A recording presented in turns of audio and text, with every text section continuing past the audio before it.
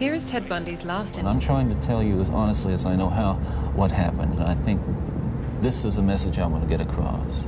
But as a young boy, and I mean a boy of 12 or 13, certainly, that I encountered outside the home again, in the local grocery store, the local drugstore, the softcore pornography, what people call softcore.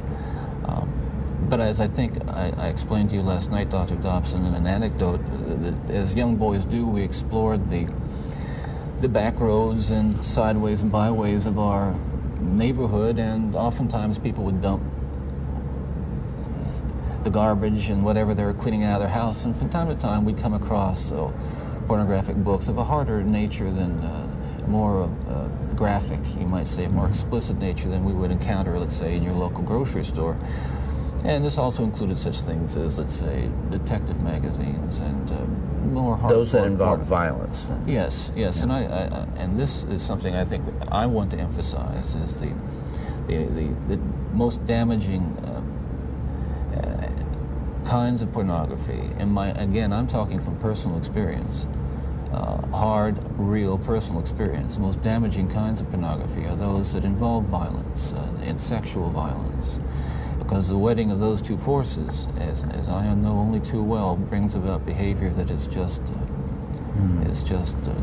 too terrible to describe. Now, walk me through that. What was going on in your mind at that time? Okay, before we go any further, I think it's important to me, and that people believe what I'm saying, to tell you that I'm not blaming pornography and not saying that it caused me to go out and do certain things. And I take full responsibility for whatever I've done and all the things that I've done. That's not the question here.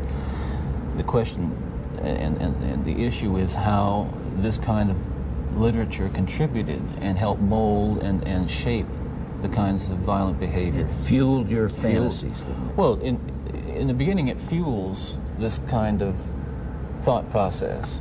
Then, at a certain time, it's instrumental in what I would say crystallizing it, making it into something which is almost like a separate entity inside. And at that point, you're at the verge, or I was at the verge of acting out on these kinds of thoughts. Now, I really want to understand that. You had gone about as far as you could go in your own fantasy life with printed material, and you made or printed and video or film or film, photos, magazines, yeah. what have you. Yeah. And then there was the urge to take that little step or big step over to a physical event.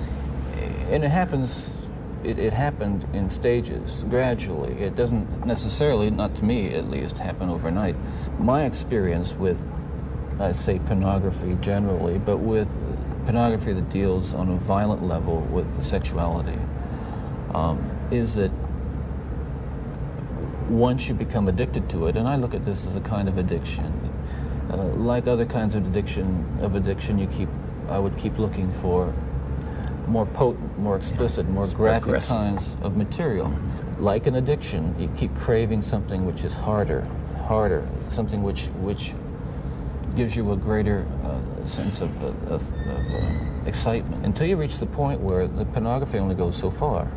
You reach that jumping off point where you begin to wonder if maybe actually doing it will give you that which is beyond just reading about it or looking at it.